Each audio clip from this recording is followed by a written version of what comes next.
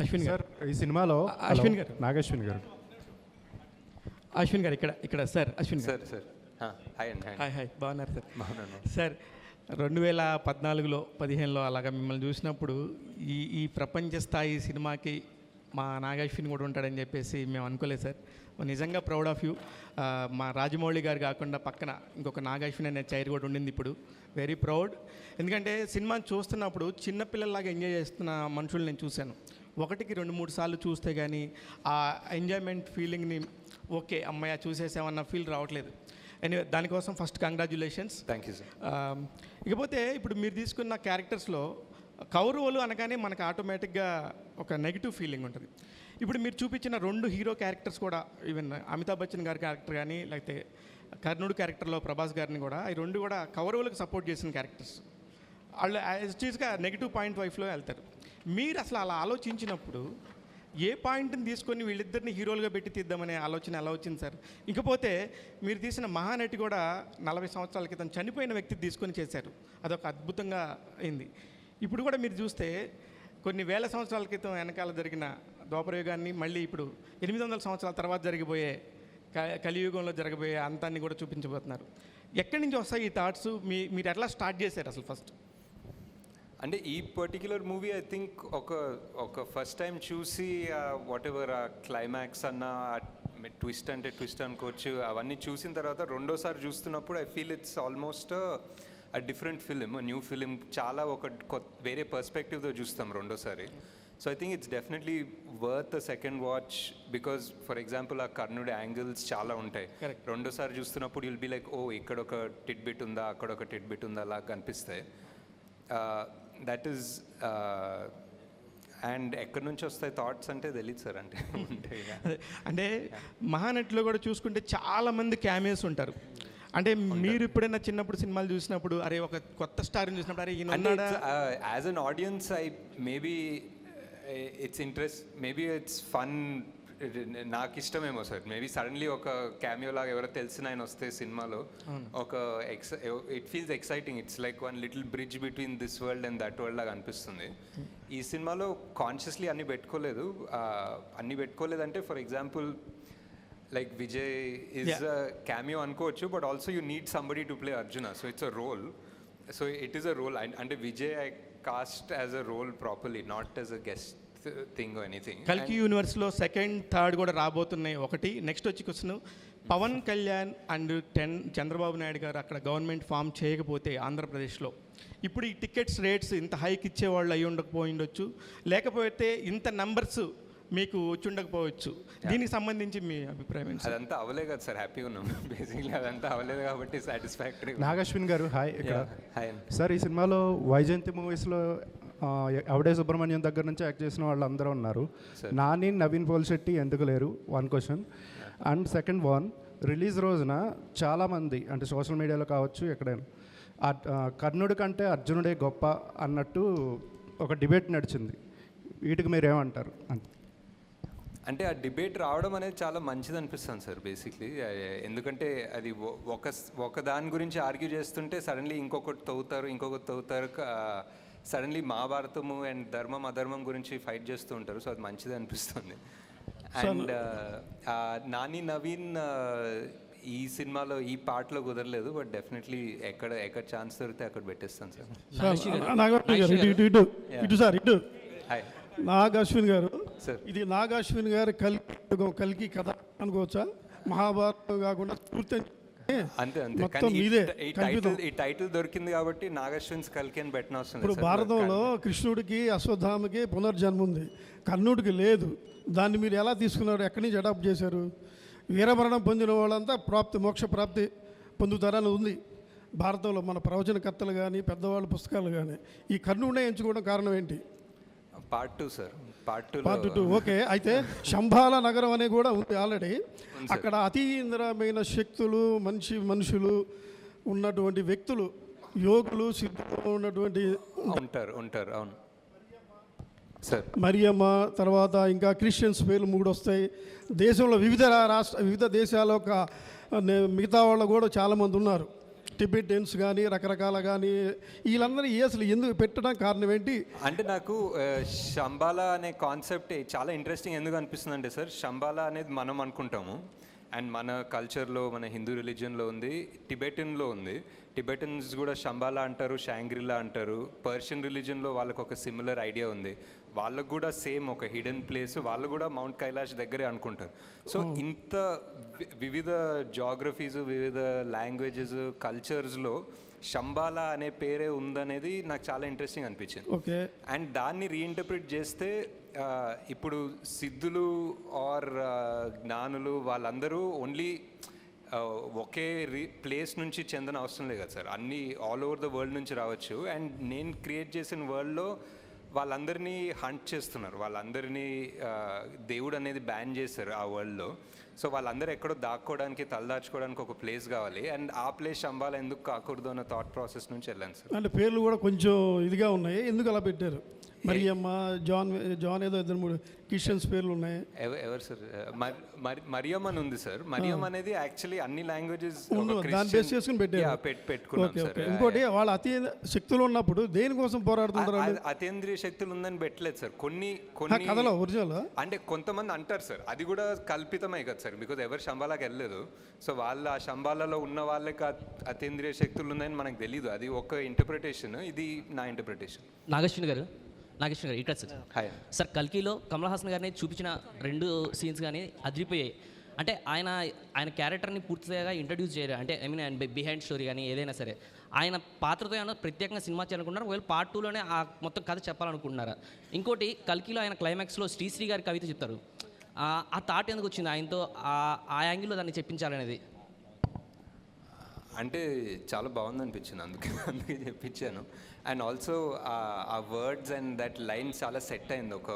ఒక కొత్త ప్రపంచం సృష్టిస్తాను, భూకంపం సృష్టిస్తాను అని చెప్పేది ఆల్మోస్ట్ యస్కిన్ ఫిలాసఫీ కూడా అదే అనిపించింది.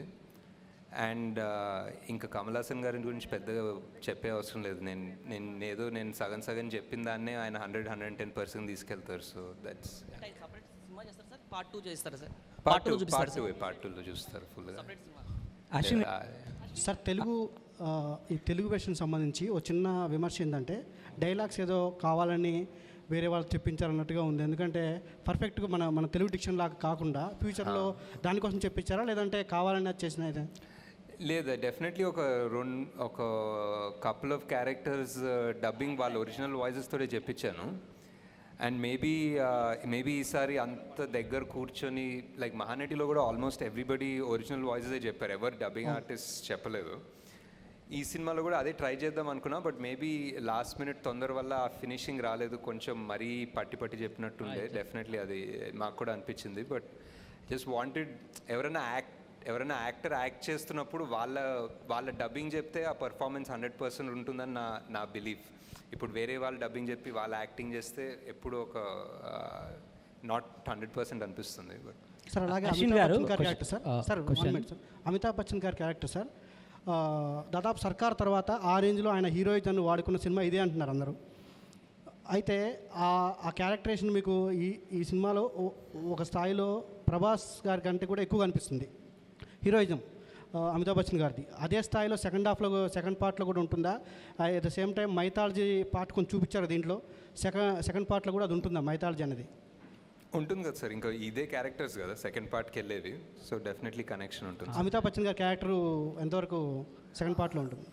ఉంటారు సార్, సేమ్ ఇక్కడ అలా పైన చూస్తున్నారు, నెక్స్ట్ కట్ చేస్తే మళ్ళీ అక్కడ నుంచి కంటిన్యూ అవుతారు. అశ్విన్ గారు, ఇది యాక్చువల్గా మీ ఫ్యామిలీకి సంబంధించిన క్వశ్చన్ అండి. ఓకే. ప్రియాంక దత్ గారిని మ్యారేజ్ చేసుకపోయి ఉంటే ఇంత పెద్ద ప్రాజెక్ట్ మీరు చేసి ఉండేవారా? ప్రాబ్లీ నాట్ సార్, యాక్చువల్లీ ఇంత ఫాస్ట్గా అయితే అయ్యేది కాదు సార్. ఇంకొకటి సార్, యాక్చువల్గా దత్ గారికి చాలా కమ్యూనిటీ ఫీలింగ్ అనేది ఎక్కువ, ఆయన ఒక ఇంటర్వ్యూలో కూడా చెప్పాడు. అదే మీరు ఆల్రెడీ డిసైడ్ అవుతున్నా? నో. సో అంటే ఒక ప్రౌడ్ సన్నిన్ లాగా ఆయన మీకు ఇచ్చిన కాంప్లిమెంట్ ఏంటి? అంటే ఆయనకి యాక్చువల్గా నా కమ్యూనిటీ వాళ్ళు రాలేదే అల్లులుగా ఇద్దరికని ఒక ఇంటర్వ్యూలో ఓపెన్గా చెప్పాడు ఆయన. సో మీరు అంటే ఒక కొడుకులాగా, అంటే ఆయనకి ఒక వారసుడిలాగా అల్లుడు రూపంలో వచ్చి ఇంత పెద్ద సక్సెస్ ఇచ్చారు కదా, ఈ సక్సెస్ని ఆయన ఎలా సెలబ్రేట్ చేసుకున్నాడు, మీతో ఆయన ఏమని చెప్పారు ఈ సినిమా రిజల్ట్ తర్వాత?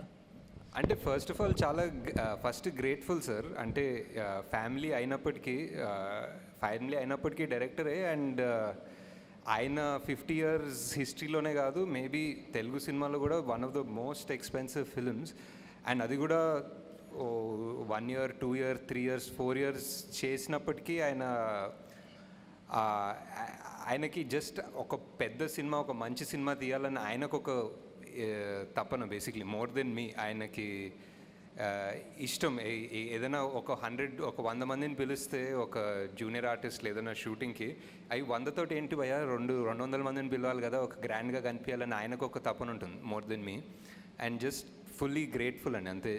అండ్ జస్ట్ ఈ సినిమా సక్సెస్ఫుల్ అయ్యి మా ఇన్వెస్ట్మెంట్ ఫుల్గా రావడం అనేది I'm just very thankful basically to God. That's all. Sir Nageshwar గారు, సార్ ఇట్స్ సార్. హాయ్ అండి. Sir congrats sir. ఒక హ్యూజ్ సక్సెస్ అంటే సాధారణంగా ఒక సినిమా అంటే ఒక జానర్లో స్టార్ట్ చేస్తారు, ఒక పీరియాడికల్ బ్యాక్ డ్రాప్ కానీ సోషల్ డ్రామా. కానీ మీ సినిమా విషయానికి వచ్చేసరికి ఒకవైపు సైంటిఫిక్ థ్రిల్లర్, ఇంకో మైథాలజికల్, సోషల్ డ్రామా, సో అన్నీ మిక్స్ చేస్తూ ఒక జానర్ని ఒక డిఫరెంట్ వరల్డ్ సృష్టించారు మీరు. ఎప్పుడైనా సినిమా చేస్తున్నప్పుడు అసలు మనం ఏ జానర్ చెప్తాను, ఎలాంటి సినిమా చెప్తాను మనకు కన్ఫ్యూజింగ్ కానీ, అంటే అంత క్లారిటీగా చెప్తానన్న కాన్ఫిడెన్స్ ఎలా వచ్చింది సార్ అసలు మీకు? అది అంటే మనం జస్ట్ ఎప్పుడైనా రాస్తున్నప్పుడు మన రియల్ లైఫ్ అనుకుంటాం కదా సార్. మన రియల్ లైఫ్ ఒక జానర్ ఉండదు యాక్చువల్లీ. మనం ఇంటి నుంచి స్టార్ట్ అయినప్పుడు ఒక జానర్ ఉంటుంది, ఆఫీస్కి వెళ్ళేటప్పుడు ఒక జానర్, ఆఫీస్కి వెళ్ళిన తర్వాత ఒక జానర్ ఉంటుంది కదా. It's always like a mix thing. ఈ ప్రపంచం సృష్టించినప్పుడు కూడా I don't think we needed to be in one morose, ఒక హెవీ ఇంకా అంతా. అండ్ ఆల్సో నేను ఇప్పుడే చెప్తున్నట్టు I just wanted to make it accessible to kids. ఒక మన పిల్లలు చూసి ఎంజాయ్ చేసి ప్రౌడ్ అయ్యే సినిమా లాగా చేయాలని ఒక చిన్న థాట్ కూడా ఉండే. So yeah. నాగాశ్విన్ గారు సో ఓకే. అయితే ఇలాంటి మూవీస్ చూస్తున్నప్పుడు ఇన్వాల్వ్ అవ్వడానికి 100% కొంచెం టైం పడుతుంది, 5 to 10 minutes. బట్ ఈ మూవీ కల్కి మూవీ విషయంలో ఒక 1/2 hour వరకు కూడా ఆడియన్స్ ఇన్వాల్వ్ కాలేకపోయారు. సో మీరు కావాలనే ఫస్ట్ హాఫ్ స్లోగా నరేట్ చేశారా, లేకపోతే అంటే వాంటెడ్లీ చేసిందా ఏంటిది?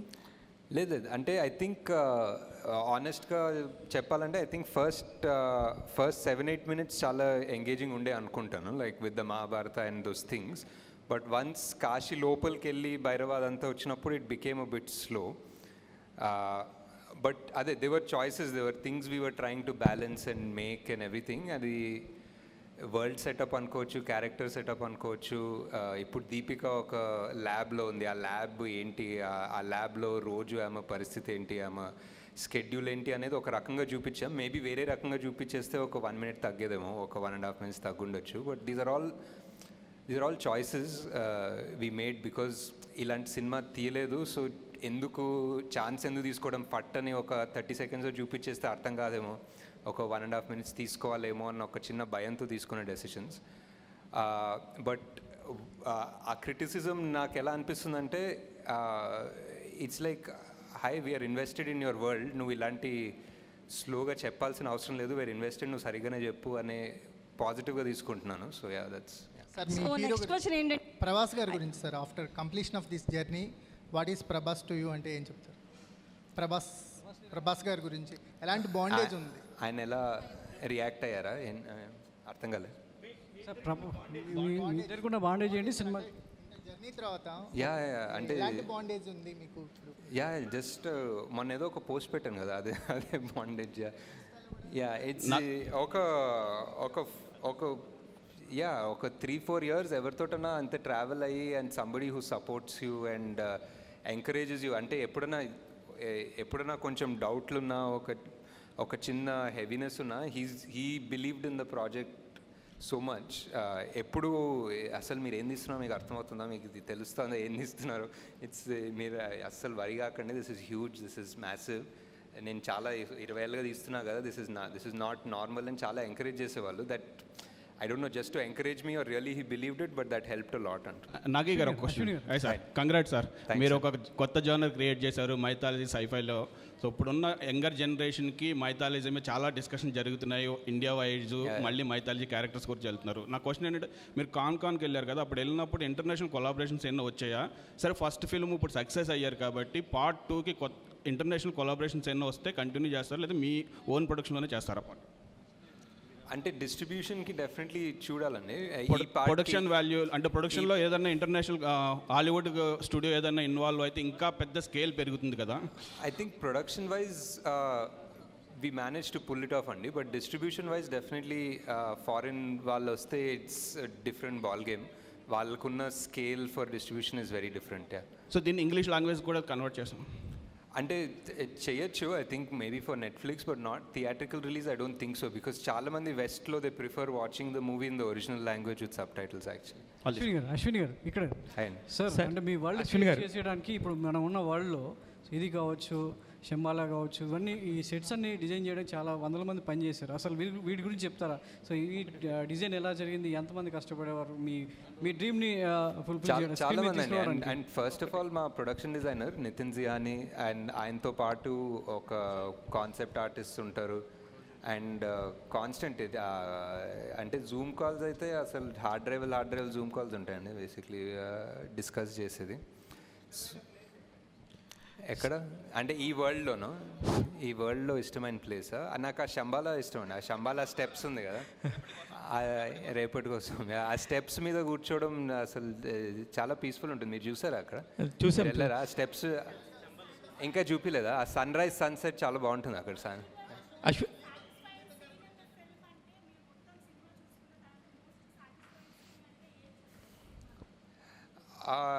రెండు అనుకోవచ్చండి, but for interval definitely where వీళ్ళ మూడు స్టోరీస్ కలిసి మొదలవుతుందన్న ఫీలింగ్ వస్తుంది కదా, వెన్ ఆ దీపిక మొదట అడుగేసి ఆ మంటల్లో నుంచి వెళ్ళడం, that's definitely my one of the original ideas. And I think it came out almost as I imagined it, if not better. Sir Nagashwin గారు తెలీదు, ఇంకా ఎవరిని అడగలేదు, తెలీదండి. పార్ట్ 2 షూటింగ్ ఎప్పుడు ఉంటుందో తెలియదు, ఇంకా రిలీజ్ అంటున్నారు. నాగేశ్వన్ గారు హాయ్. చాలా సార్, చాలా అంటే చాలా డిస్కస్ చేసుకున్నాము ఎర్లీ స్టేజెస్ ఆఫ్ ద స్క్రిప్ట్లో. ఇప్పుడు మళ్ళీ సెకండ్ హాఫ్ ఒక స్థాయికి వెళ్ళిన తర్వాత వెళ్ళి మాట్లాడతాను. అశ్విన్ గారు హాయ్ అండి. మీరు అశ్విని దత్ గారికి తప్ప ఇంకెవరికి సినిమాలు చేయరా సార్? అంటే కుదరట్లేదు సార్, అంటే ఒక్కొక్క సినిమా 4-5 ఏళ్ళు పడుతుంటే. Hi.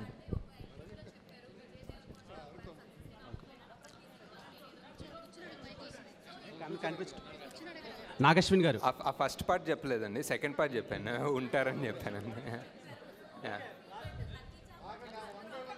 Yeah comfort, lucky charm అన్నీ, యా డెఫినెట్లీ. యా నాగశ్విన్ గారు హియర్. యాక్చువల్లీ 3 times చూసాను మూవీ నేను. అర్థం కాని పాయింట్ ఏంటంటే రాక్సీ క్యారెక్టర్ 4వ సార్లు చూడాలి ఇప్పుడు. చూస్తాను సార్, ఈ రోజు కూడా వెళ్తాను ఈవినింగ్. సో రాక్సీ క్యారెక్టర్ ఉంది కదా, అందరూ ఫెర్టైల్ ఉమెన్స్ ని కాంప్లెక్స్ లో పెడుతున్నారు. సో ఆ అమ్మాయి ఎక్కడి నుంచి వచ్చింది అని ఒక చిన్న డౌట్ ఉంది. ఆ ఓపెనింగ్ లో ఒకటి ఆ డివైస్ తోటి చెక్ చేస్తారు కదా ఎవరన్నా అమ్మాయికి ఒక ఫర్టిలిటీ ఉందా లేదా అని. అవును. సో ఇంకా ఆబ్వియస్లీ ఆమె ఇన్ఫర్టైల్ అన్నట్టే, ఇంకా అందుకే తీసుకోలేదు ల్యాబ్స్ లో. అన్ని క్యామియోస్ లో అనుదీప్ గారికి చాలా మంచి రెస్పాన్స్ వచ్చింది థియేటర్ లో. ఐ థింక్ ఆర్జీవి గారికి అన్నిటికన్నా బెస్ట్ రెస్పాన్స్ వచ్చింది అనుకుంటా యాక్చువల్లీ. సార్ ఇక్కడ సార్, సో మహాభారతంలో మోస్ట్ సెల్ఫ్లెస్ క్యారెక్టర్ ఎవరంటే కర్ణుడు. సో ఫైనల్లీ మేము కన్క్లూడ్ చేసుకున్నది భైరవ కర్ణుడి కింద. బట్ కర్ణుడిని మోస్ట్ సెల్ఫిష్ ఫెలోగా చూపించారు, అంటే నేను కాంప్లెక్స్కి వెళ్ళాలి, నాకు యూనిట్స్ కావాలని. సో ఏంటి ఆ రీజన్ ఏంటి? అండ్ ఇంకొక క్వశ్చన్ ఉంది సార్, అదేంటంటే అప్పట్లో మహాభారతంలో కర్ణుడు అధర్మం వైపు నిలబడ్డాడు కాబట్టి హీరోగా కన్సిడర్ చేయలేకపోయారు, అంటే పాండవులకి దక్కిన ఘనత దక్కలేదు. సో ఇప్పుడు మీరు ధర్మం వైపు నిలబెట్టి ఆ హీరో ఆ ఘనత దక్కించాలనుకుంటున్నారా ఆన్ స్క్రీన్? ఏమో మీరే ఆల్మోస్ట్ ఆన్సర్ ఇచ్చినట్టున్నారు, నేను దానికి ఏం రెస్పాన్సిబుల్ తెలియదు. బట్ యా ఫస్ట్ పార్ట్ ఏమో యా అంతే, యాక్చువల్లీ మీ క్వశ్చనే answer actually. Yeah sir, Vijay Deverakonda capability చూసి అర్జునుడి క్యారెక్టర్ ఇచ్చిన మీరు ఆ విజయ్ దేవరకొండతో సినిమా చేసే అవకాశం ఉందా ఫర్దర్గా? యా అదే చేయాలి సార్, ఇంకా టైం ఇవన్నీ ఇలా సంవత్సరాలు, డెకేడ్స్, దశాబ్దాలు పడుతున్నాయి కదా, అయిపోయింది. Nag Ashwin sir, Nag Ashwin sir, this is Chandu. So first కల్కి స్క్రిప్ట్ ప్రభాస్ గారికి చెప్పిన తర్వాత ఆయన రియాక్షన్ ఏంటి? అండ్ బుజ్జి, భైరవ, అశ్వత్థామ అండ్ అస్కిన్, ఈ 4 క్యారెక్టర్లో మీరు ఏ క్యారెక్టర్ని డిజైన్ చేయడానికి చాలా ఛాలెంజింగ్గా తీసుకున్నారు? ప్రభాస్ గారు వాజ్ లైక్ ఇది first of all Mahanati cinema తర్వాత ఇది ఎక్స్పెక్ట్ చేయలేదేమో నా నుంచి. So he was very excited and ఇదేంటి కొత్త ప్రపంచం ఏంటి, ఇది ఎలా తీస్తారు అనేది చాలా క్యూరియాసిటీ ఉండే. And he was very excited. At first day to almost the release day he was, మేము ఎక్కడన్నా, నేను, ప్రియాంక, స్వప్న ఎక్కడన్నా కొంచెం డౌట్ఫుల్ ఉన్నా, కొంచెం వరిడ్ ఉన్నా, I think he always believed in the project. He was always 100%. He was like, మీకు అర్థం కావట్లేదు మీరు ఏం తీస్తున్నారో, ఇది రిలీజ్ అయితే తెలుస్తుంది మీకు అన్నంత కాన్ఫిడెంట్ ఉండే. So that gave us a lot of strength actually. And Bujji design చేయడం కష్టం అండి, డెఫినెట్లీ. అది ఒక ఆటోమొబైల్ ఇంజనీరింగ్ చేయాలి దానికోసం. So hi Nag Ashwin sir, Madhav here. Hi. First of all, congratulations for taking Indian cinema to the globally and making all of us proud. Thank you. Sir, my question is like, what is the reason for making Lord Krishna not visible? And there is actually one name is coming up, Junior Pawan Kalyan. Akiranandan name is coming up, like, he's playing the visible Lord Krishna in the part 2. How much is it true? And I always thought like God or Lord Krishna is what shouldn't be seen. అంటే ఒక form, ఒక character, ఒక features తెలియకూడదు. అప్పుడే ఒక అంటే మనకు God అనేది ఒక ఫార్మ్లెస్గా ఉంటేనే ఒక పవర్ఫుల్ ఉంటుందనే belief sir. So that's why. Nageshwan sir, sir ఇక్కడ హాయ్ అండి. First of all congratulation sir. Thank you. So హాలీవుడ్లో ఫిలిమ్స్ చాలామంది చూస్తుంటారు, బట్ హాలీవుడ్ రేంజ్లో టాలీవుడ్కి అయితే ఈ సినిమాతో తీసుకొచ్చారని చెప్పొచ్చు. సో టాలీవుడ్ కూడా ఒక రకంగా ప్రైజ్గా చెప్పుకోవచ్చు. First of all congratulations. And మేము చాలా క్యారెక్టర్స్ ఎంజాయ్ చేసాం సార్. అంటే ఒక్కొక్క క్యారెక్టర్ వస్తున్నప్పుడు చాలా ఎంజాయ్ చేసాం, కానీ కొన్ని సడన్ సర్ప్రైజ్లు ఇచ్చారు. లైక్ ఆర్జీవి గారు, ఫస్ట్ ఆయన చూసినప్పుడు థియేటర్లో సర్ప్రైజ్ అయిపోయాము. ఫస్ట్ ఆయన అసలు ఎలా ఒప్పించారు, అండ్ పార్ట్ 2లో కూడా ఆయన ఉంటారు? తెలీదు సార్, ఇంకా పార్ట్ 2లో తెలీదు. బట్ ఆయన అండ్ రాజమౌళి గారు వాజ్ ప్యూర్లీ అ ట్రిబ్యూట్ అండి. I just thought it will be great to have them in the film. They are directors who sort of change the film industry. So వాళ్ళు ఉండాలని RGV గారు అన్నారు. ఇంకా ఎందుకు అసలు నన్ను ఎందుకు అంటే ఆయన ఎప్పుడు యాక్ట్ చేయలేదు ముందు. సో ఇట్స్ లైక్ ఎందుకు ఉండాలి నేను ఈ సినిమాలో అంటే, సార్ మీరు కలియుగంలో మీరు ఉంటారనిపిస్తుంది సార్ అంటే. సో ఈ సైడ్ డన్, వస్తాను, రేపు వస్తానని చెప్పారు.